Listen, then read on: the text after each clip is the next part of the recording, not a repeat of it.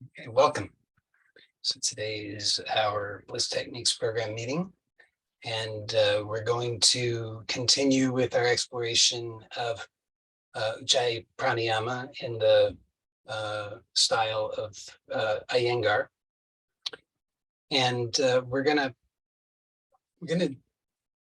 take a slightly different format today, because it occurs to me that I think there's a better format that we can use, and it's the change basically. So I think that you'll find that this will be a nice improvement, assuming that that I actually can manage it. So the idea here is, you'll recall that in general I have given the recommendation that for your daily practice. Well, let me take a step back. This is a Bliss Techniques program, so it's a revelation, or the techniques are to reveal the bliss, which is the Ananda, which is your essential nature. So we're not generating this or creating it. We're revealing it, uncovering it.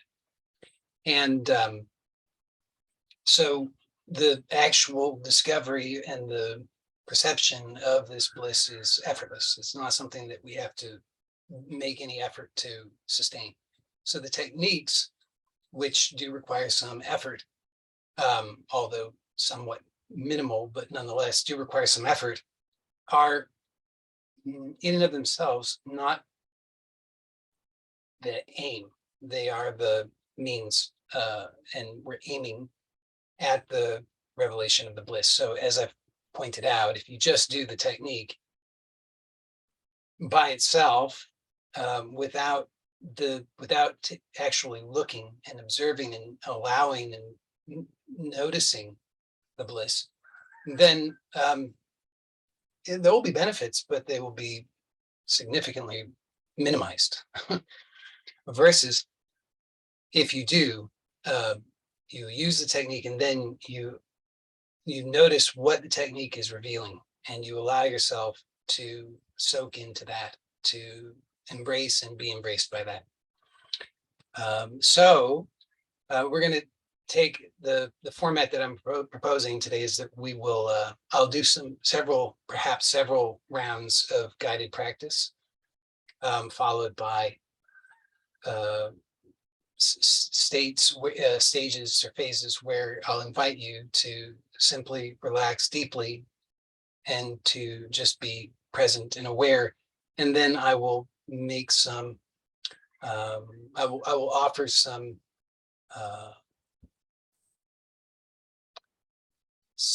pointers for clarification during that stage.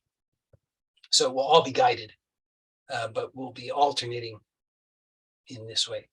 So before we get started, though, there are a couple of concepts that I want to introduce to you that we're going to explore. So there's also, to provide the larger context of what we're doing here, is also, I've mentioned this before, but these are yogic techniques. Doesn't mean that they all have to originate from the Indian subcontinent, but they're in a broad sense, they're yogic, meaning these are things that they're methods that you can utilize to achieve yoga, which means union. And so but it's techniques. And so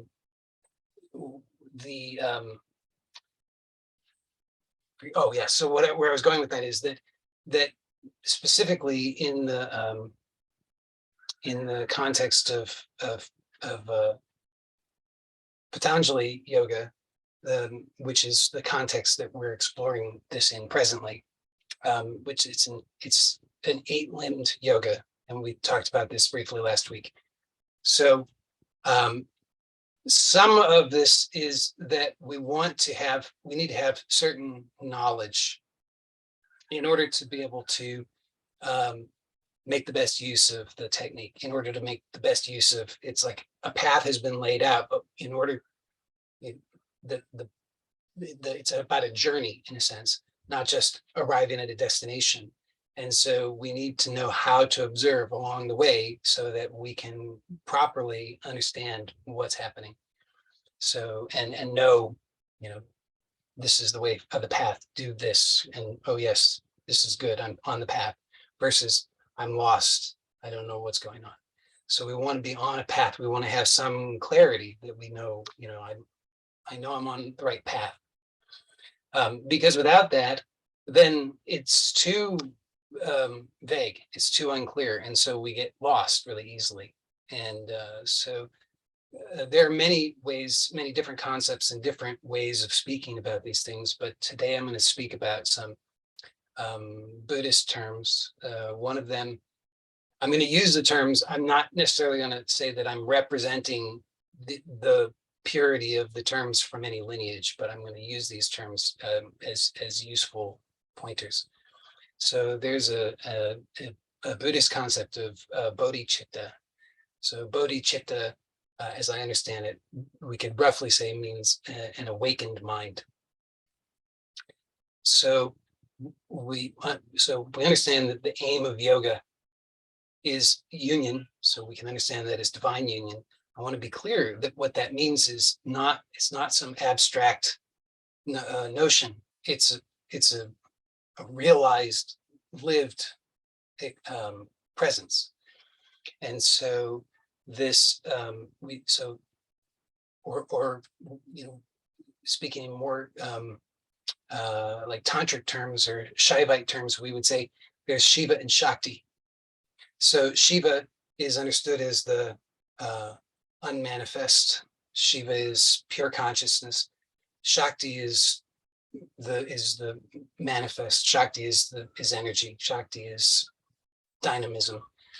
And so the mistake that we often make is we think, oh, just Shiva, just pure consciousness, just formlessness. That's what I'm after. But you'll probably notice in your life that doesn't work out as you had hoped, because where the rubber meets the road, as we say, it's more like the shit hits the fan a lot of the time. So it's not working out in practical terms. Now we can come back time and time again to that, to the Shiva, or in Buddhist terms, they talk about sunyata, which is emptiness. And so we can come back to that, and that's an important, in Buddhist terms, we could say that that's like an important refuge. So I'm not dismissing that or denying that, but we do want to understand that this is not about just pure consciousness. It's about pure consciousness realized as oneness, meaning that we're no longer making a distinction between Shiva and Shakti, because the goal, the highest aim, is the divine union, the divine marriage, so that we're no longer making these false distinctions, which are separation. And it's fundamental to any non-dual teaching that separation is the problem. So any sense of separation, any perception of separation, any belief in separation is the problem from a non-dual perspective. And so, but we do perceive separation. We do perceive that there's me and the world. We do perceive that there's my interior and the exterior. We do perceive that there are ideas abstract, separate from this reality that we experience in the so-called outer world and so forth. So because of the perception that we have of that separation, we're not going to succeed by just denying it. What we need is to have that marriage. So we need to see, well, what is the obstacle? And what I'm proposing to you, and through the use of this term bodhichitta, which I'm translating as awakened mind, what's being proposed is that the answer is in the mind, because it's also said that this body, which we could say is mind, okay, is the human birth is both the obstacle, and it is the vehicle for enlightenment. It's not one or the other. It's the vehicle. And so you need this vehicle in order to achieve the highest aim. But you in ignorance, it's also the source of suffering.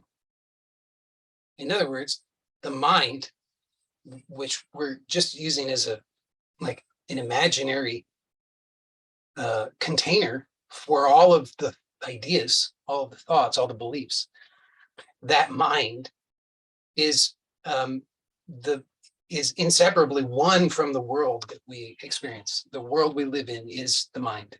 They are one and the same, inseparably. So this is the truth of oneness. Please understand. But we don't recognize that because why? Because the mind that or the world that we're living in is one that is populated by a lot of falsity. So the bodhicitta is the awakened mind, which is the mind that is able to purify itself. Now, when I say purify, I don't mean in some like moral sense. I don't mean it in that way. So it's really important to understand. What I mean is that you want to understand, we could say refine. Maybe that's a better term. So that like there's, gold. Okay, so let's use gold as the metaphor for that highest truth. Now, this gold is in the ground, and when it's in the ground, it has not been. What was the word I used? I want to say purified, but I didn't say. I said some other word that I thought would be less charged. I'll just say, because I can't think of the word now. I'll just say purified. So it has to be purified in order to be what we recognize as that precious gold. So in a similar way, it's not that the gold is not gold because it's not purified. It's still gold. It's absolutely gold, but we don't recognize it as such. And so in a similar way, the truth of all of this is always oneness. It's never other than that.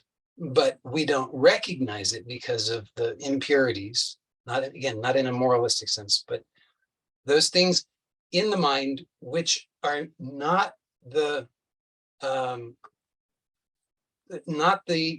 reflecting the pure essence of the truth of who you are. Now, when I say the truth of who you are, immediately we want to imagine usually we want to imagine some person. Who is that person, we wonder?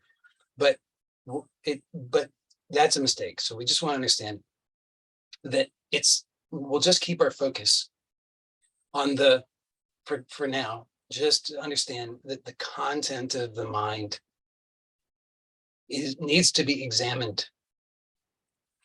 And we need to be able to differentiate between that which is true in the sense that it is a pure reflection of our true nature, and that which is false. And that which is false, understand, is not bad. That's our usual way of thinking about it.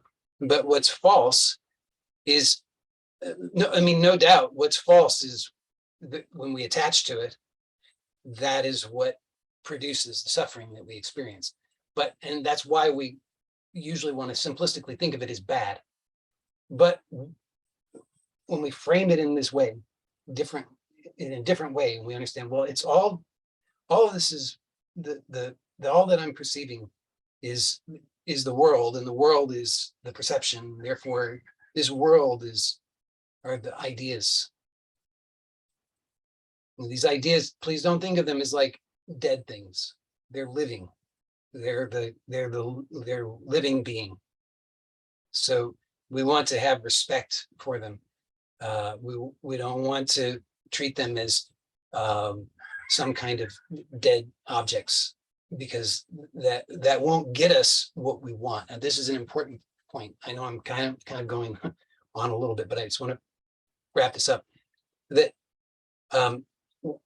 the purpose of the training of the mind, the cultivation of bodhicitta, is that we want to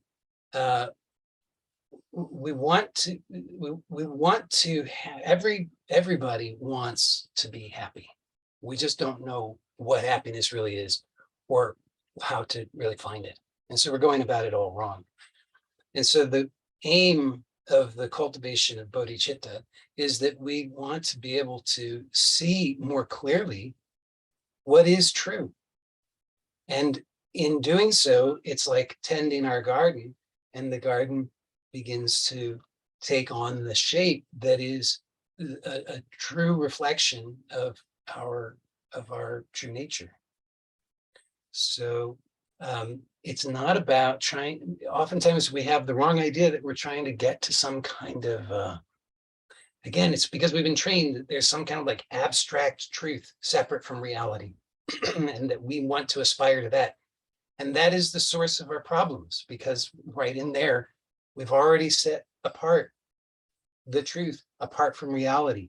And we know that the actual problem, again, from the non-dual perspective, is that we're ignorantly perceiving separation. If we're aspiring to some salvation that's separate, we're falling into the same trap again.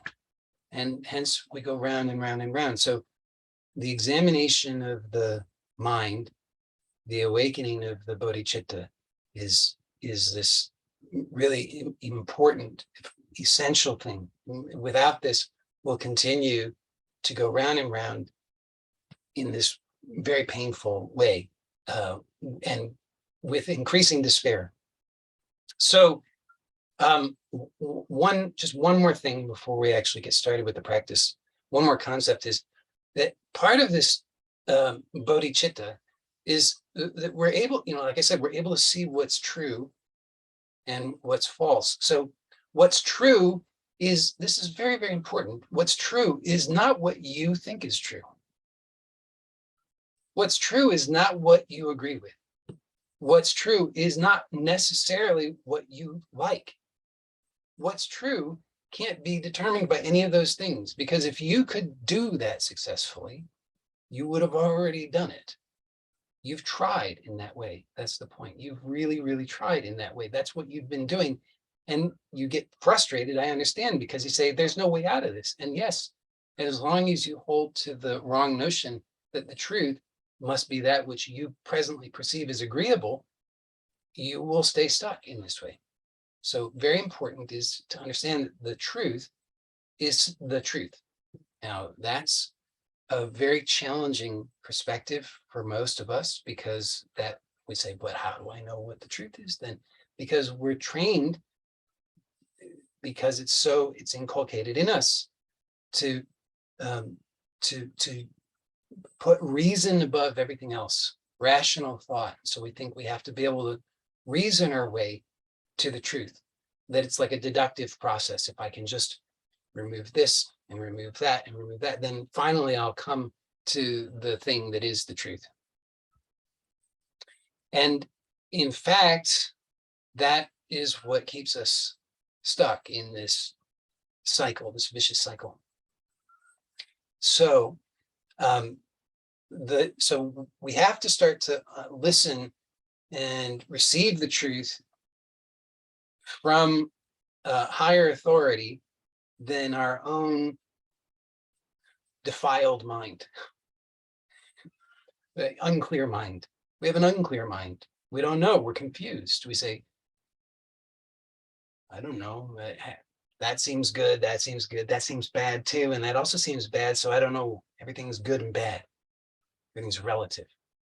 So we stay stuck in that way. So we have to be willing to receive the truth from a higher authority. Well, traditionally, this is from the scriptures, or from the divine beings, from those who are recognized as the embodiments of the truth.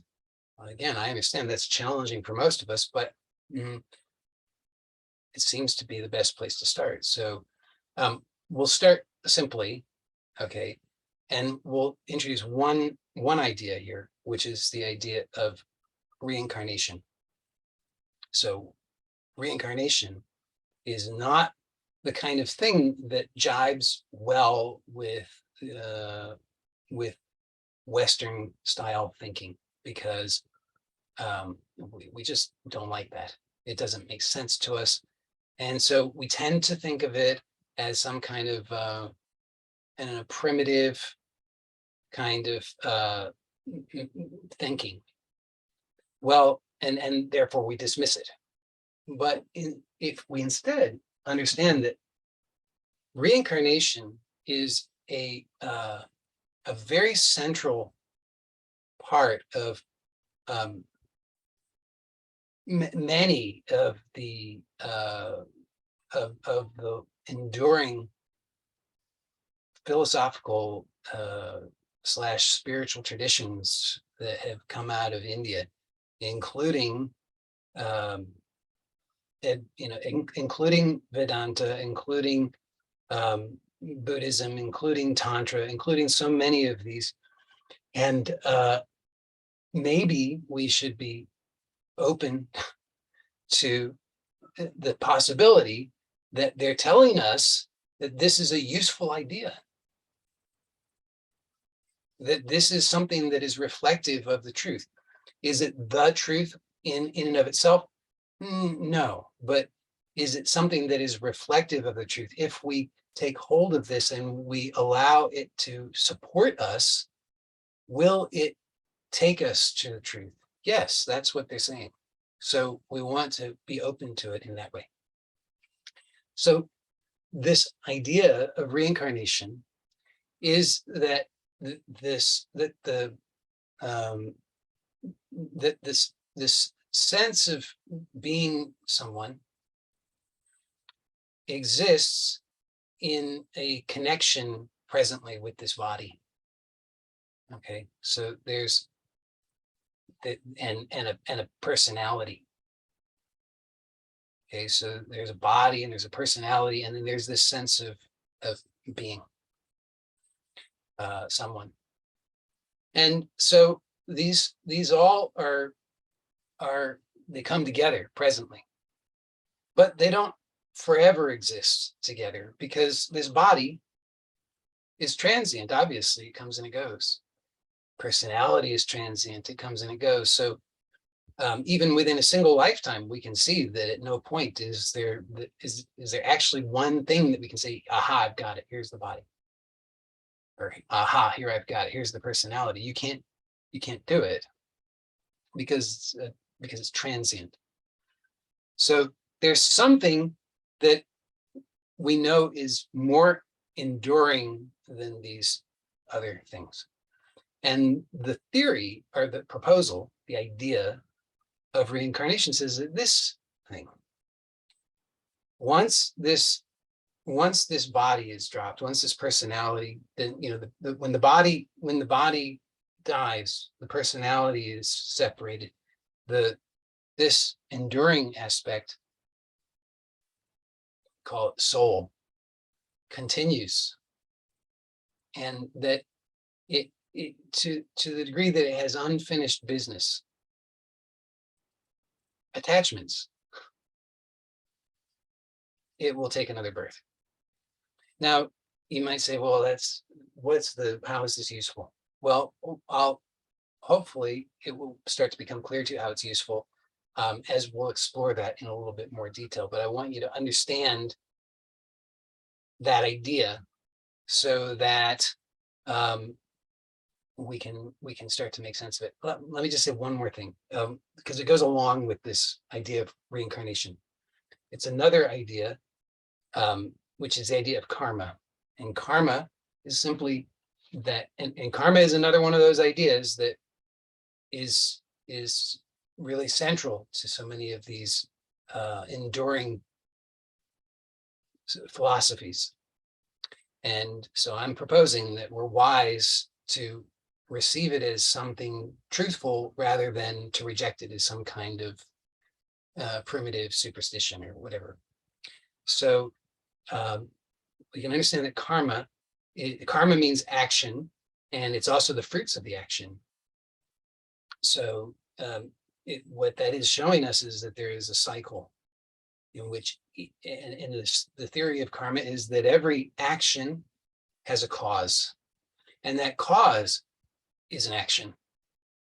So we can see ad infinitum, every action has a cause, that cause is an action, therefore that action has a cause, which is itself a cause, which is itself an action, etc. So, and we can just see this in our lives. This is, like Newtonian physics also is suggestive of the same notion. It said that every like thermodynamics, energy is neither created nor destroyed, it just changes form. So it's just this, everything is constantly, or every action has an equal and opposite reaction. So everything is just moving. So this constant movement is like dominoes running into one another, is the theory of karma. And this goes along with the theory of reincarnation, because the unfinished business is the karmas. You did something that is going to be the cause of some other thing.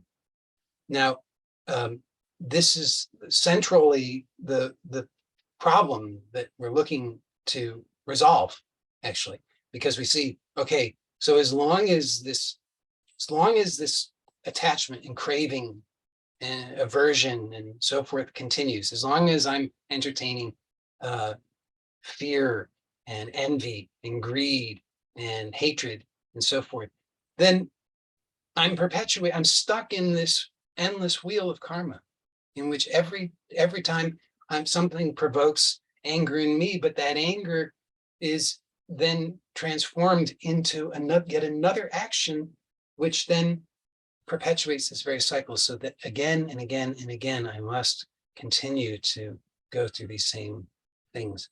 And so that seems, that's like no exit.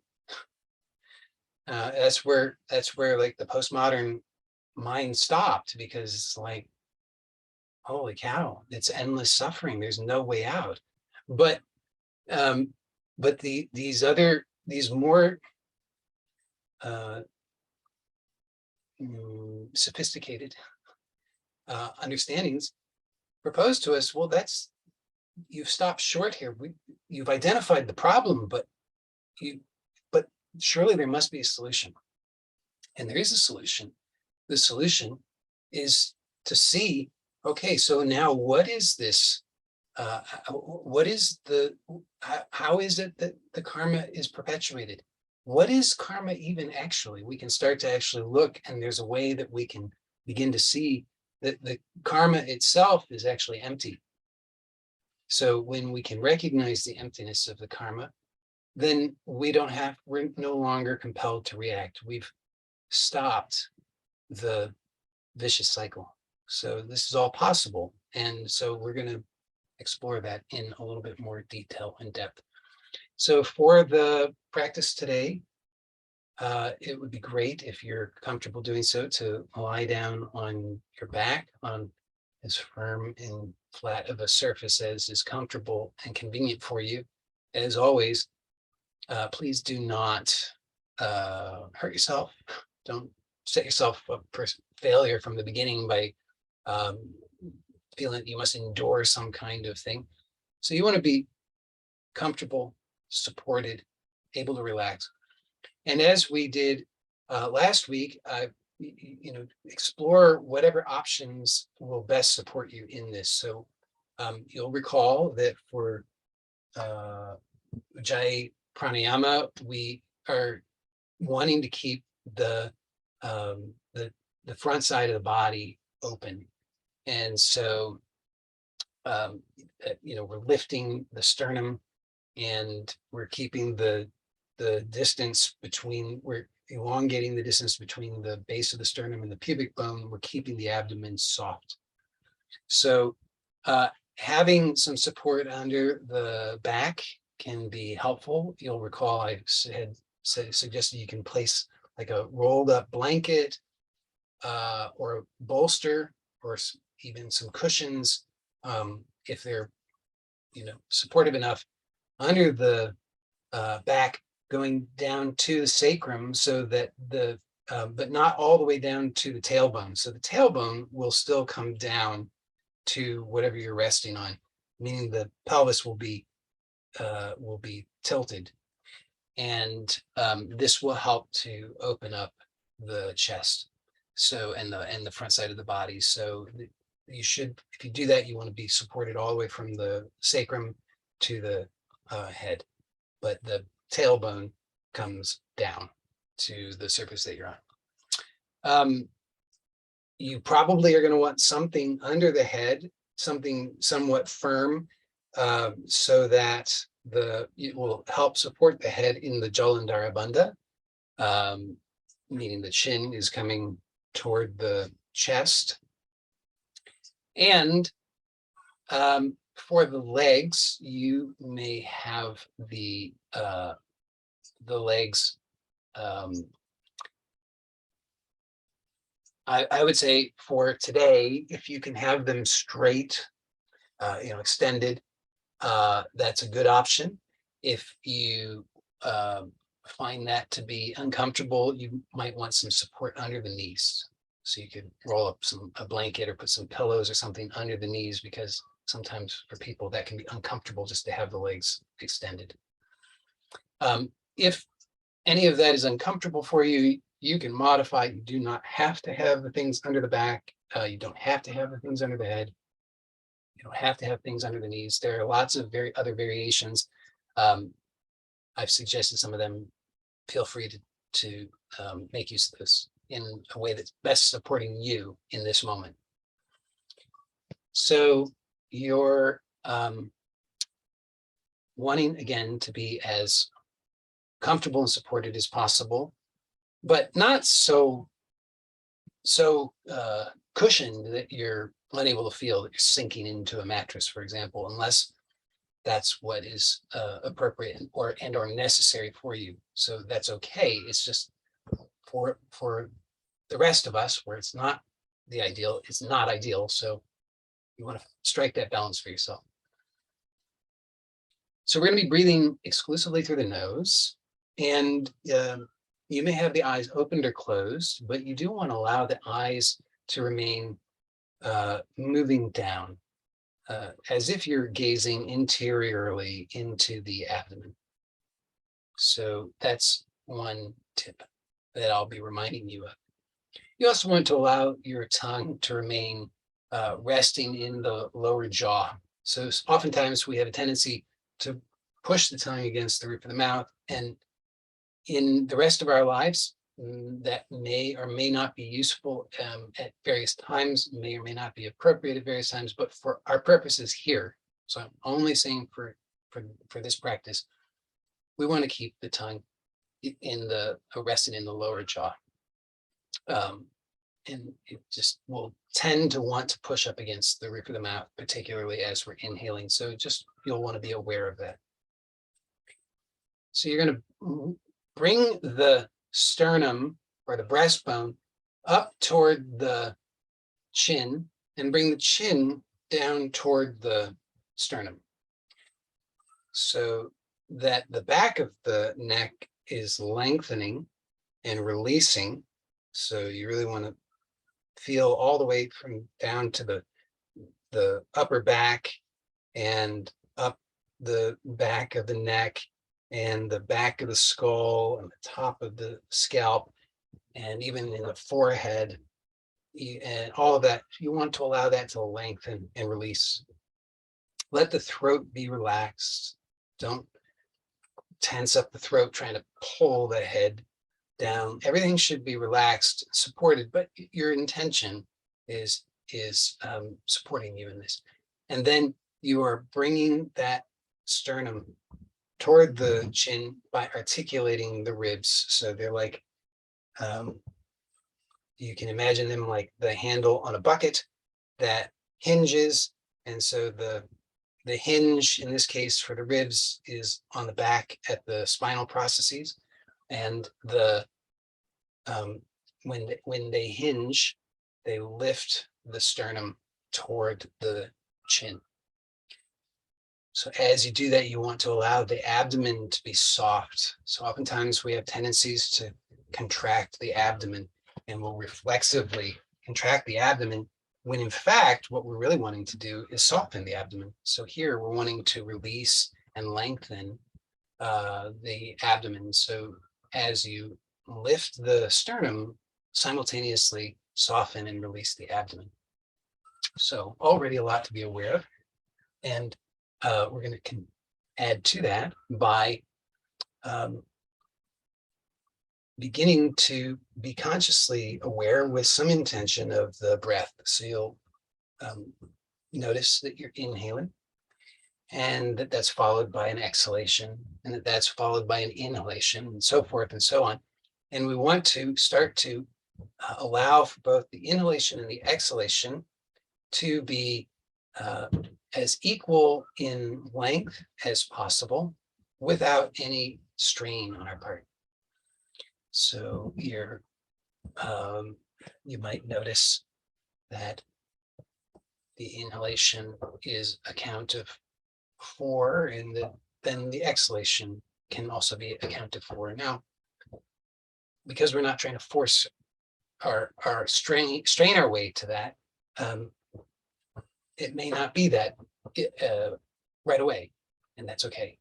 So it's okay wherever you are. You have to start there, but you have the intention to allow them to become of equal duration. And as you're inhaling, you're going to allow for the abdomen to soften and relax, so that the ribs move out to the sides and up just a little bit. It's not a huge movement, but on the inhalation, the abdomen becomes even softer and the ribs move out to the sides and up. And as you exhale, you further soften and relax the abdomen so that you're not forcing or squeezing the exhalation. And you slowly allow for the exhalation to take place without any squeezing. So the ribs will just come back into neutral. It's a small movement. And so you just repeat that. You're going to just be aware of the inhalation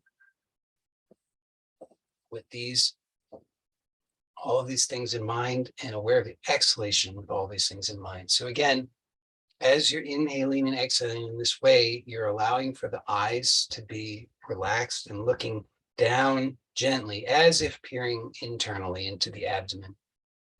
Not a hard gaze, should be relaxed. And you're allowing the tongue to relax in the lower jaw. You're allowing the throat to be relaxed. You're allowing the back of the neck and the head to lengthen and soften. You're bringing the sternum gently but persistently toward the chin by articulating the ribs and letting the distance between the base of the sternum and the pubic bone increase. And as you do so, you're letting the abdomen soften and relax. You're inhaling, as whenever you inhale, you're allowing the abdomen to soften and relax, and you're thereby allowing the ribs to move out to the sides and up slightly. It's not a big movement. And when you exhale, you're simply gently allowing for the exhalation to take place without any force. So it's not a squeezed, forced exhalation. The ribs just come back to neutral. So that's quite a lot to be aware of.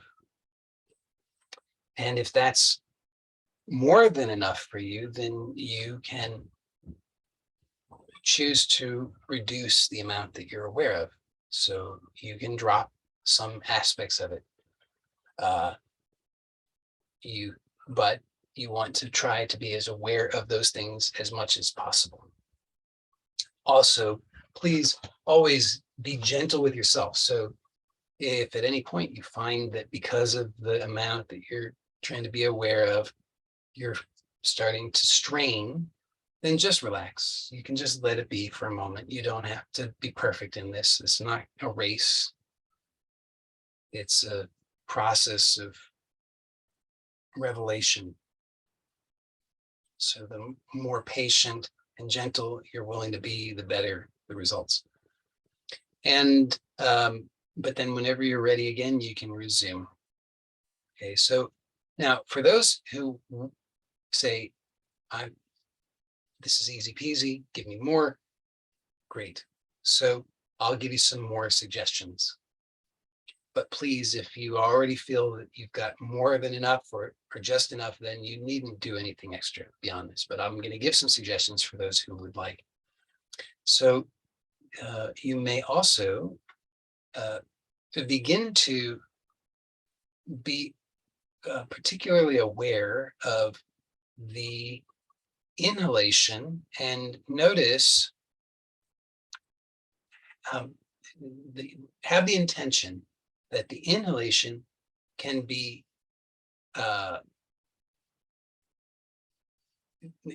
as complete as possible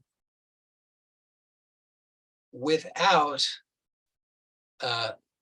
any strain in the clavicles, the collarbones, or the throat, or the face, or tightening the abdomen.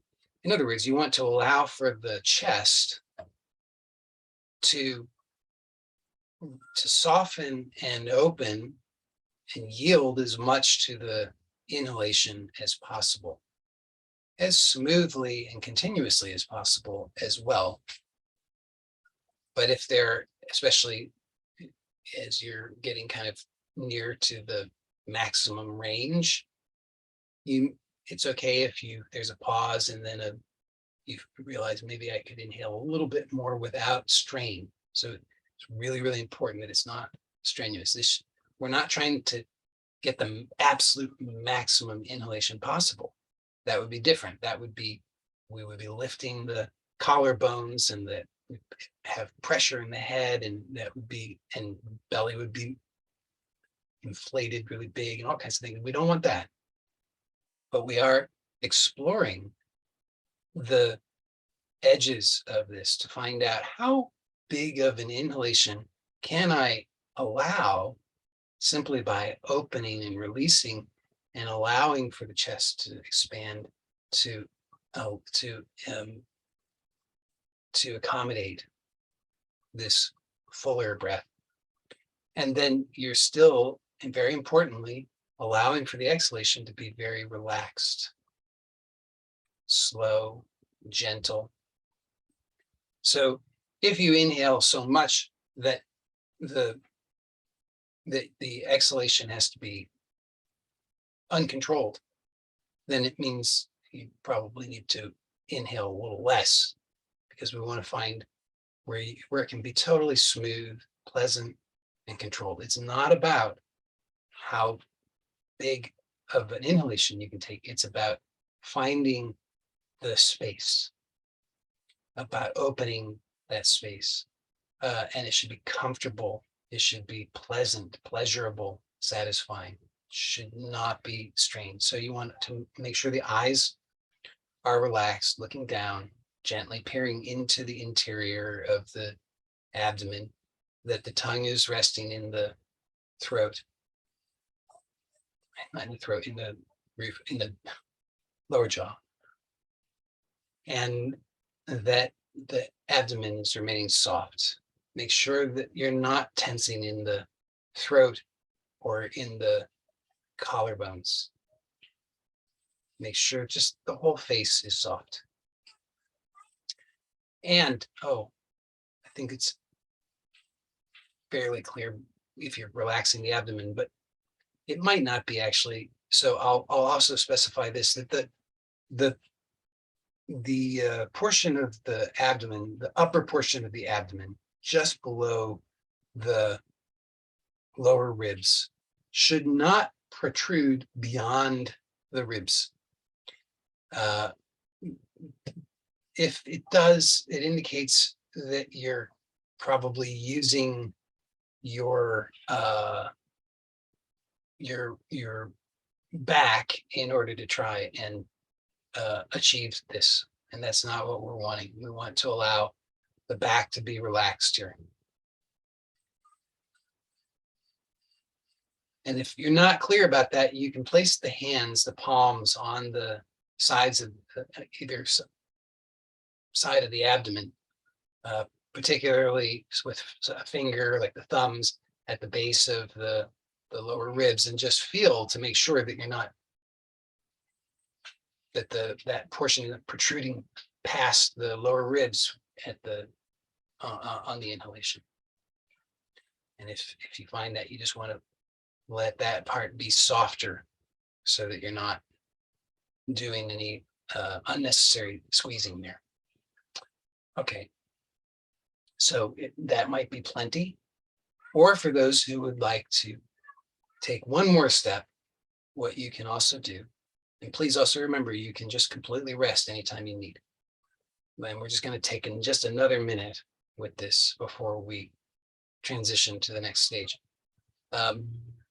So if you want one more additional thing, and please only if you really feel confident that it's going to be good for you, then you can explore the possibility of a retention at the top of the inhalation. So we have two types of retentions. We have a retention at the between the inhalation and exhalation, and a retention between the exhalation and inhalation.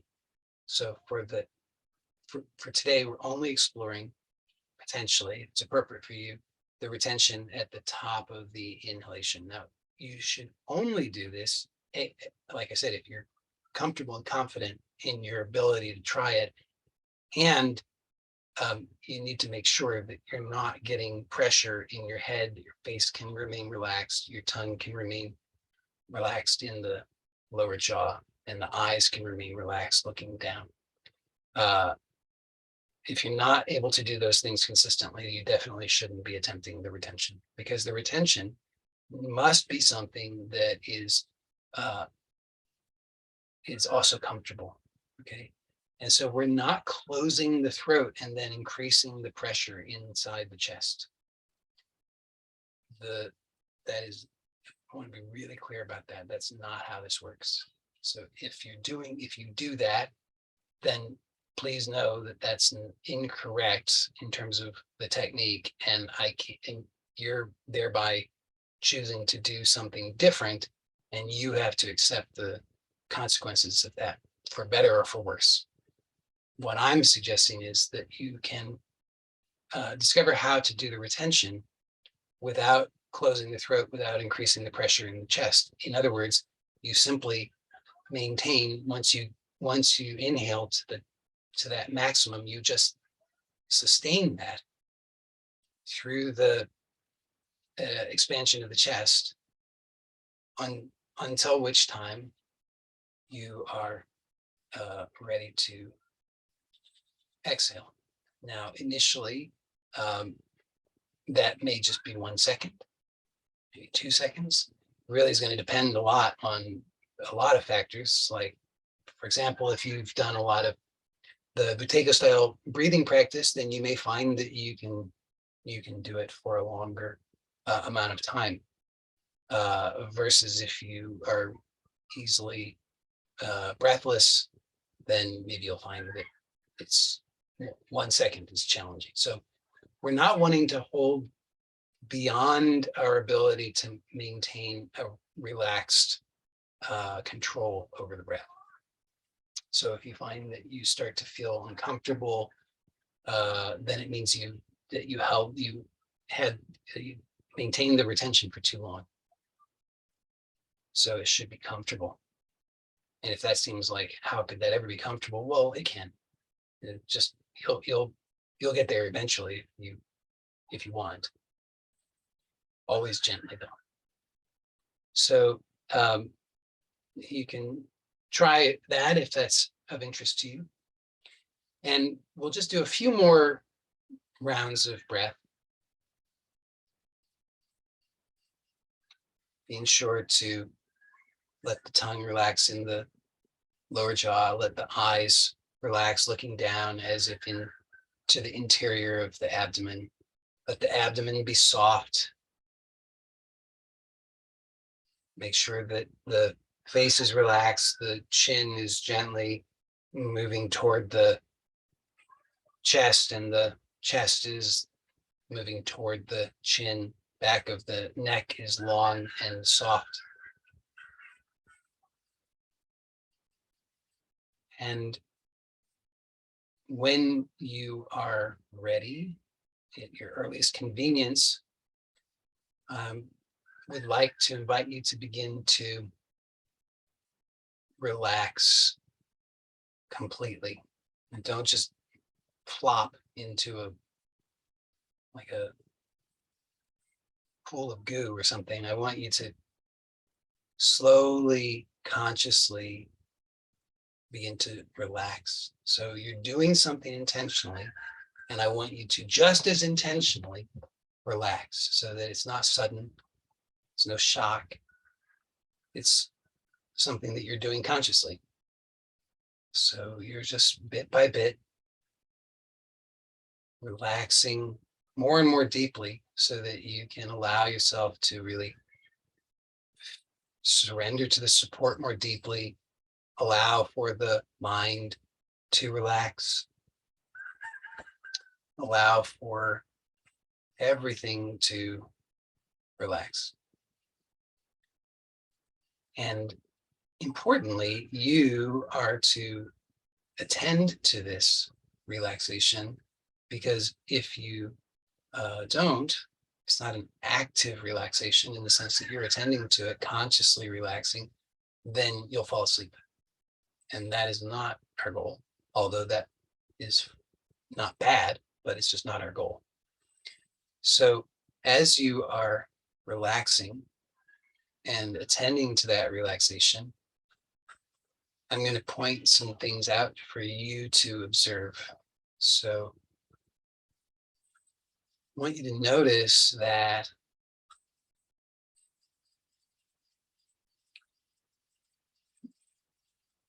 here, as you're relaxing, that there may still be, in fact, it's very likely that there will still be some arising senses of something possibly problematic, something that might require that you give it attention in a way that you need to solve something. And I want you to just notice that.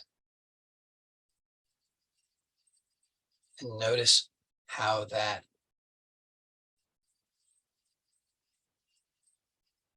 what that experience is. So there's a sense of a problem. And even before the specific thoughts appear, theories about what the problem might be, what it might be related to, what you might need to do, and so forth, there's just a sense of a problem. It's just a sense of some kind of agitation of some kind, maybe. And so you can notice that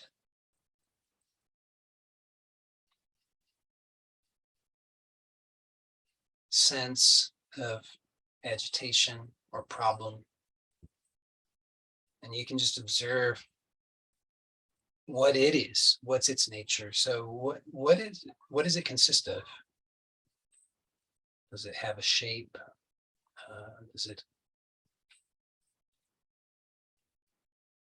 have any particular location? And you'll notice if there's any ideas that appear that say, yes, it has a shape, yes, it has a location, that those are also thoughts. So the thoughts are not they're not the agitation itself or the problem itself. They're speculations about it, but not the actuality of it. So you want to just come back to the actuality of it.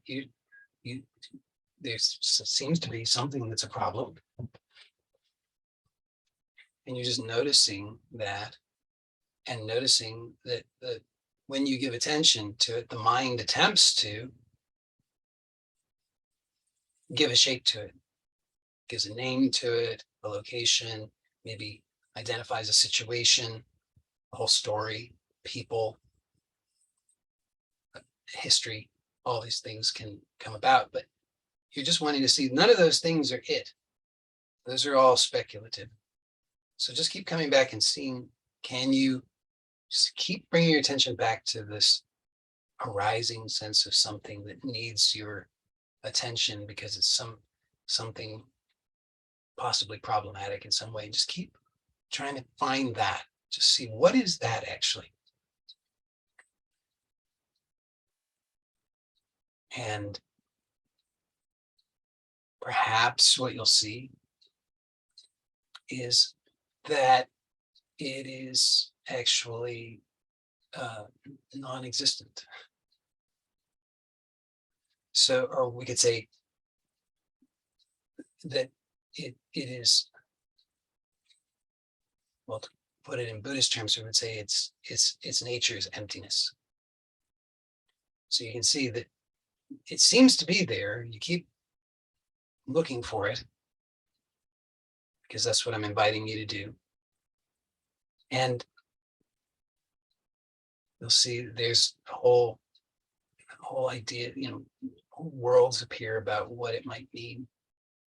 It might be this thing in the body, it might be related to the circumstances of your birth, it might be because of this thing that happened to you, and it might be because of what that person did, it might be because of your badness or your bad luck or any of these things. But there are all these various stories, but notice they're all speculative.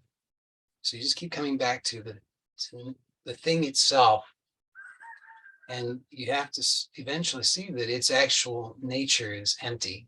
It empty of all of these forms that the mind comes up with to try and overlay on it. So now perhaps you have this very important direct insight into the nature of mind, the nature of this world. And so this is to bring it back to the term that I introduced at the beginning of Bodhichitta, as I'm using the term, this is an awakening of that Bodhichitta, because you're able to recognize something about this, the nature of this mind, which is the world, which is, at its most basic level, is this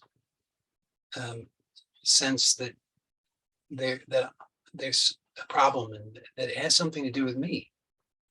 I need to do something about it. I need to give attention to it. I need to try and do something about it. So now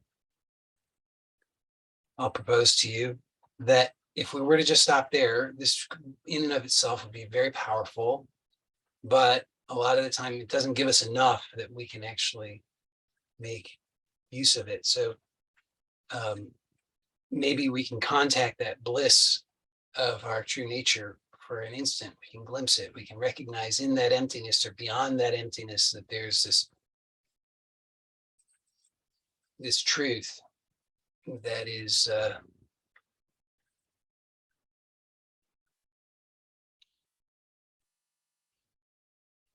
we could say peace, happiness, joy. I mean, it's none of these words, but these words point to it.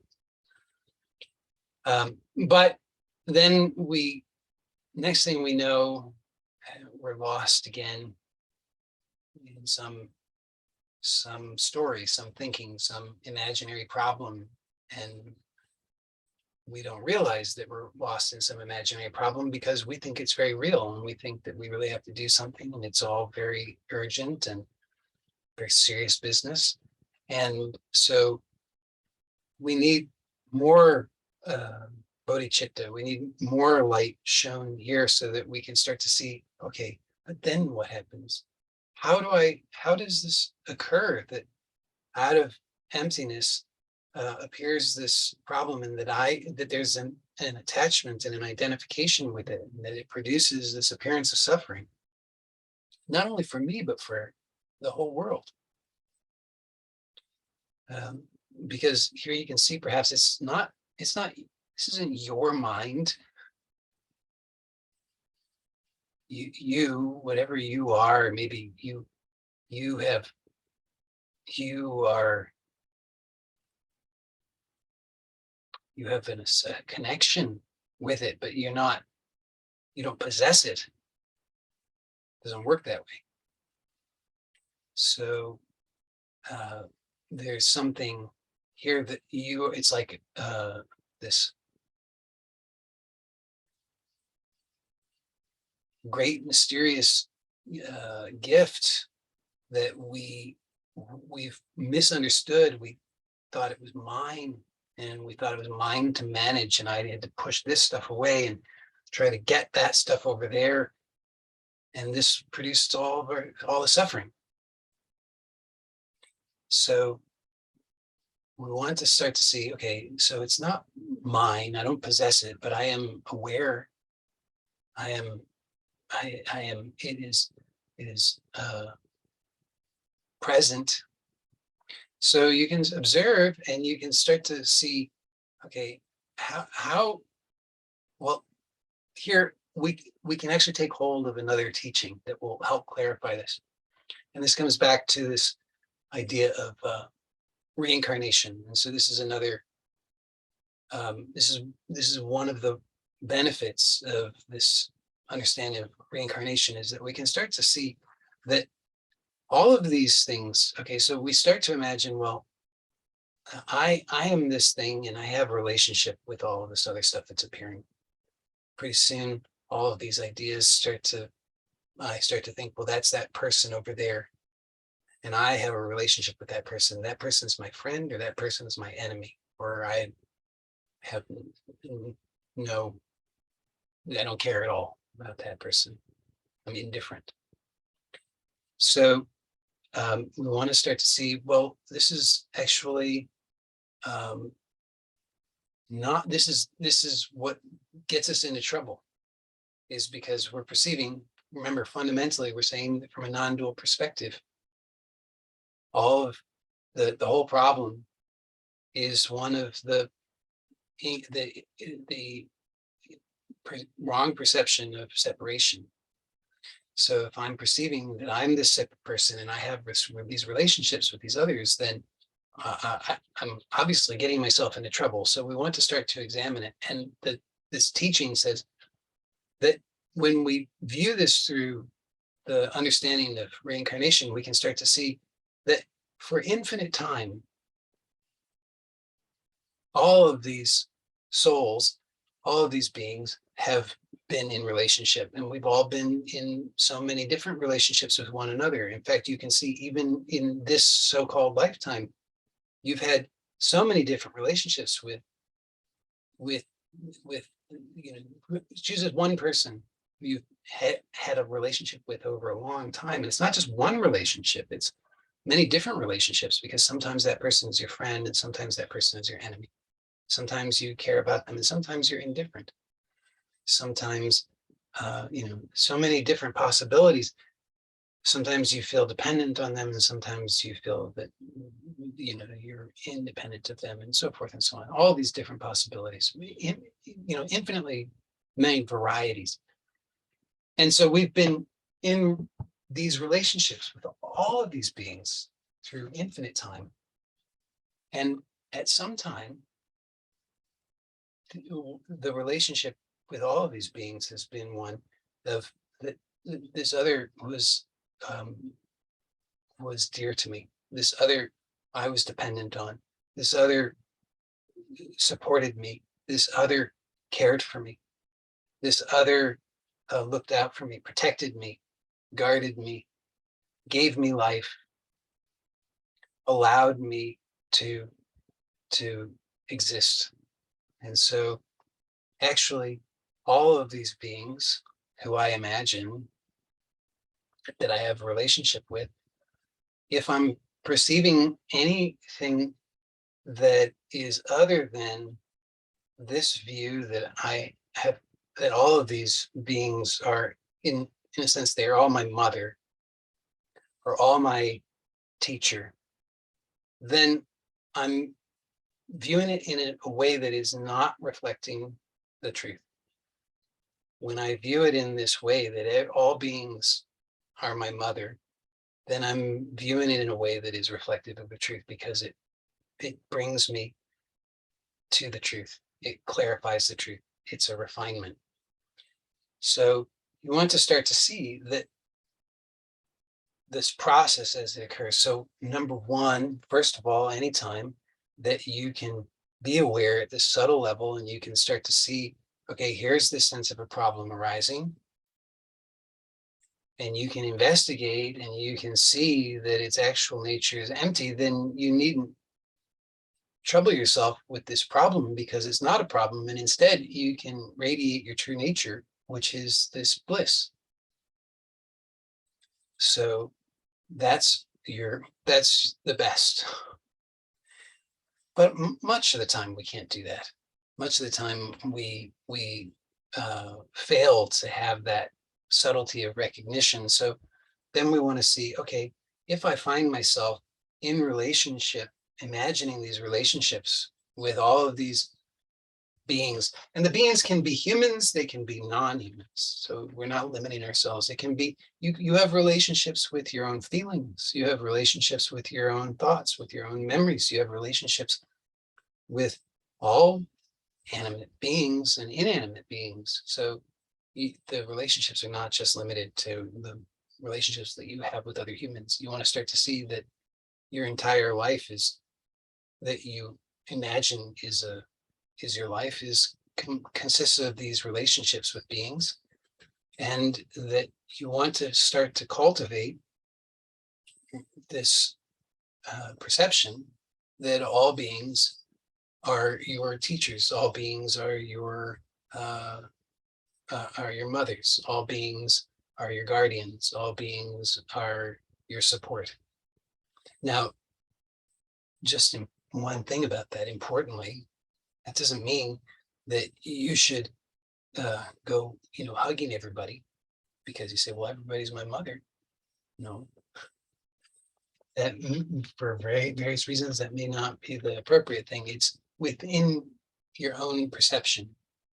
You want to see where it is and how it is that you cling to these false and painful notions of relationship that perpetuate suffering. Because we'll wrap it up just by adding in this piece about karma, which is that anytime that I choose to relate to another with animosity, enmity, and so forth, fear, resentment, then I am perpetuating karma. And so and perpetuating not just karma, but bad karma. I'm doing actions that result in, by their very nature, in fruits that I don't want. They're not a reflection of the truth of who I am. Because we know, basically, like the golden rule, do unto others as you would have others do unto you. And you would not have others relating to you in the way that you're relating to them in your own mind. And so when we do so, it's not enough that we just control our outer actions. That's important, but we want to see that if I'm allowing for those negative relationships to flourish in me, regardless of how I act on the outside, I'm actually perpetuating that negative karma, and I'm pushing it forward into the future. So I'm guaranteeing that my world not only now is a world of suffering, but it will be a world of suffering in the future. And we can remedy that in this way by recognizing that correctly and seeing that that's not good, in terms of, like, that's not a truthful expression. It's not a truthful reflection of who we are. And so we can simply choose intelligently from this awakened mind to hold to those higher truths that point us in the right way, so that we can cultivate a mind that is a reflection of the truth, so that we can really live heaven on earth, rather than waiting for some imaginary future when we'll die and go to heaven, because it ain't gonna happen. But you can live heaven on earth. And when you do so, it's not for you, it's for all being. So I will consider today to be a partial success in the new format, with room for improvement. So we did get through one round, and I think that that was successful. So take your time. There's no hurry to, unless you perceive that there's a hurry, but I certainly don't perceive that there's any hurry or urgency or need for you to immediately do anything. So take your time and rest as much as is needed. And when you are ready to transition to whatever it is that may be happening next, then just do so mindfully. Don't fling yourself about. When you're ready to begin to move the body, then do attend to the breath. Again, just notice the breath. Let the breath become smooth and comfortable and satisfying, pleasurable. There's no need for it to be anything artificial. We did the Ujjayi Pranayama practice, which has certain structure to it, but here it's a natural breath, but just with awareness, allowing it to be pleasurable and satisfying. And then once you're comfortable with that, then move the body slowly. Don't fling yourself around. Move the head a little bit and move the shoulders, and just move everything to re-familiarize yourself with the body. And then if you're lying down and you're going to sit up, then roll over onto the side and push yourself up to sitting, if that's something you can do, and do it in a way that is comfortable. So just be aware that oftentimes we fling ourselves around with kind of violent lack of awareness. And here we want to be mindful, kind, gentle, loving, nurturing, because that's the life we want to live. So it's up to us to choose that. And I hope that you have found this to be useful and valuable, and that's my aim. And thank you for joining me. Blessings to you all, and I will see you next time. Bye for now.